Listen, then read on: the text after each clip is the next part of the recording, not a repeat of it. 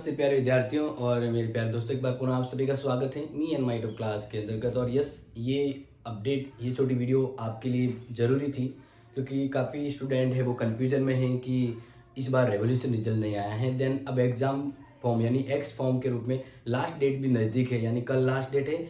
और इस कंडीशन में फिर क्या करें, यानी इनमें से अगर आपके कुछ सवाल हैं तो बिल्कुल मैं उत्तर देने वाला हूँ बहुत स्पीड में और शॉर्ट एक ब्रीफ वीडियो के अंतर्गत, ताकि आपको एग्ज़ाम फॉर्म अभी भरने समय में किसी भी प्रकार के डाउट ना रहे। तो बिल्कुल बढ़ते हैं आज की इस क्लास में, कुछ आपके डाउट को सॉल्व करते हैं। मैं भरत कुमार आप सभी के लिए एक इम्पोर्टेंट अपडेट के तौर पे ये बता रहा हूँ।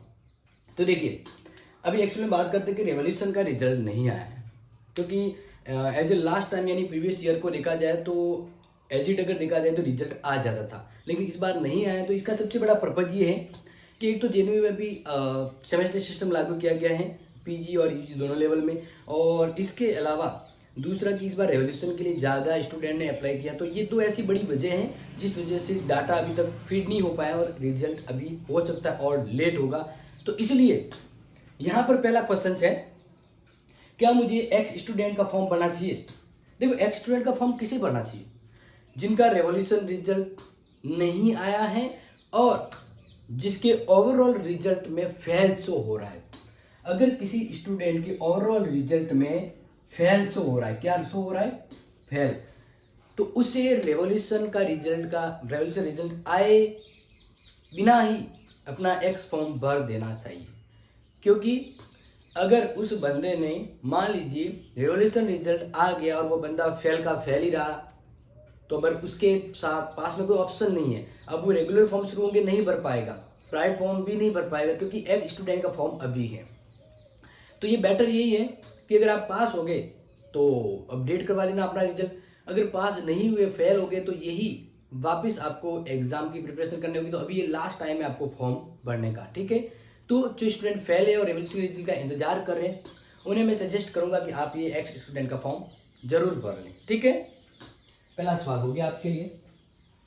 बात करते हैं दूसरा कि मेरे रिवोल्यूशन का जो रिजल्ट है उसमें मान लीजिए मार्क्स बढ़ गए।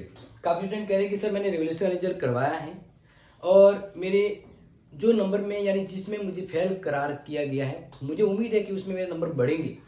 और अगर स्टूडेंट के नंबर बढ़ जाते हैं तो वो फेल की जगह ड्यू में आ जाएगा, यानी वो अगले साल का एग्जाम फॉर्म भर सकता है, जो रेगुलर का है तो वो भर सकता है।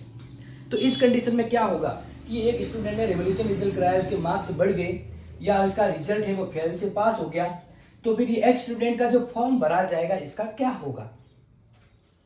तो देखिए, अगर आपके बाद में रेवोल्यूशन का रिजल्ट आ जाता है और अगर आप पास हो जाते हैं तो कोई बात नहीं, आपको अपने रिजल्ट की कॉपी के साथ आवेदन पत्र जो भरा है वो आपको प्रार्थना पत्र के साथ जेएनयू को सूचित करना होगा कि मेरा रेवोल्यूशन का रिजल्ट आ गया है और मैं फेल से पास हो गया हूं, अब मैं एक्स स्टूडेंट का फॉर्म नहीं दे पाऊंगा, तो मेरा रिजल्ट है वह यथावत जो नया रिजल्ट आए उसके अकॉर्डिंग अपडेट करें। तो इस प्रकार आपको एक्स स्टूडेंट का एग्जाम नहीं देना होगा, ठीक है। अब आपको फिर क्या करना है, फिर आपको जो रेगुलेशन का मतलब रेगुलर का जो फॉर्म आएगा ना वो भरना है। तो फिर कहेंगे सर फीस, तो फीस का अभी तक यहाँ तक जब अनुमान है, कहा गया कि आपकी फीस है वो उसमें मर्ज हो सकती है, ठीक है। आंसर आपको मिल गया होगा। आगे बात करते हैं third, x student exam form की लास्ट डेट क्या है, ठीक है। देखो, इसका तो मैंने बता दिया कि अगर आप पास हो गए तो आपको जेएनयू को प्रार्थना पत्र लिखकर अपना जो रिजल्ट आया उसके बारे में अपडेट करवाना होगा, ताकि वो आपका पुराना जो फेल है उसमें अपडेट करके आपका एक्स फॉर्म कैंसिल करे और आप रेगुलर के लिए हो जाए। लेकिन अगर एक्स फॉर्म की लास्ट डेट क्या है, तो अभी मैंने क्या कहा था कि प्राइवेट स्टूडेंट जो है या फिर जो एक्स स्टूडेंट है उन दोनों की लास्ट डेट है 1 नवंबर, ठीक है। और अगर आप और डिले होना चाहते हैं तो 50 रुपये लेट फीस लगेगी। कितने रुपए? 50 रुपये लेट फीस लगेगी और आप एक स्टूडेंट का फॉर्म है वो 6 नवंबर तक भर सकते हैं। अगर आपने 6 नवंबर गवा दी तो भाई साहब फिर डबल फीस हो जाएगी आपके। जैसे मान लीजिए अभी 3,500 है तो सीधे 7,000 हो जाएंगे, थर्ड गुना सीधे डबल हो जाएंगे। इसलिए ध्यान रखिएगा कि लास्ट डेट तक आप इंतजार कतई ना करें, इससे पहले पहले भर दें। ऐसा नहीं कि समय लास्ट का सर्वर बिजी हो गया तो फिर क्या करेंगे, तो ये ध्यान रखें, ठीक है। आगे 4 पॉइंट यानी जो क्वेश्चंस आते रहते हैं कि रिवॉल्यूशन रिजल्ट कब तक आएगा, तो इसकी कोई फिक्स गारंटी नहीं है। आप कह रहे हो कि आज आएगा, कल आएगा, परसों आएगा, नहीं जी। अभी देखो रिजल्ट तो आ रहे हैं, लेकिन अभी बीएससी और बीकॉम के रिजल्ट पहले आएंगे, और वो भी मुझे लग रहा है कि बहुत कम चांसेज हैं कि 7 तारीख तक आपके रिजल्ट आ पाए।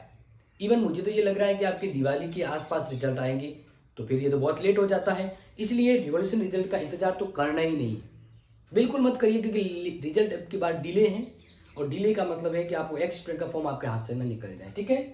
तो इसकी डेट को मैं डैश करूंगा, क्योंकि ये जेएनयू के वर्कलोड पे डिपेंड करता है, इसलिए आप इंतजार ना करें। नेक्स्ट है 5वां प्रश्न कि एक्स स्टूडेंट के लिए क्या डॉक्यूमेंट चाहिए जब फॉर्म भरते हैं।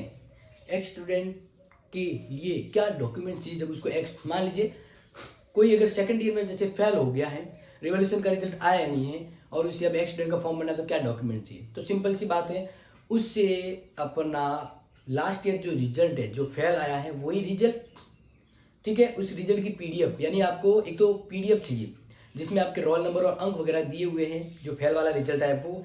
इसके अलावा आपकी जन्म डेट और आपकी ABCID, बस ये 3 चीज़ें आपको चाहिए फॉर्म भरने के लिए, और तीसरा तो पेमेंट होता ही है। इसके बाद जैसे आप फॉर्म भर ले जाए तो फिर आपको आपकी बाकी जो 10, 12 ये जो डॉक्यूमेंट है बाकी तो आपके जमा करवाए थे, इसकी फोटोकॉपी, आधार कार्ड, फोटो, ABCID और एग्जाम फॉर्म की फीस ये आप जमा करवाएंगे आपकी रिप्रेजेंटेटिव कॉलेज के अंदर, ठीक है। आगे बात करते हैं, ऑनलाइन बता दिया और ऑफलाइन डॉक्यूमेंट का बता दिया मैंने। आगे बात करते हैं कि एक स्टूडेंट एग्जाम की फीस क्या है। तो देखिए अभी खाली 1-2 मैंने जो फॉर्म भरे हैं, आपको लगता है कि आपके फॉर्म आसपास भरने में दिक्कत हो रही है, आई मित्र वाले नहीं है, एग्जाम फॉर्म नहीं भर पा रहे, तो कोई बात नहीं, आप हमारी टीम से मेरे नंबर पर पहले कांटेक्ट कर सकते हैं। ये मेरे नंबर हैं, आप अपने एक्स फॉर्म या प्राइवेट फॉर्म या किसी भी प्रकार के जेन्युइन रिलेटेड फॉर्म भरना चाहते हैं तो यहाँ पर कांटेक्ट कर सकते हैं, ठीक है। अब फीस की बात करें तो फीस एक्चुअल में आ रही है 4000 के आसपास आ रही है, ठीक है ना।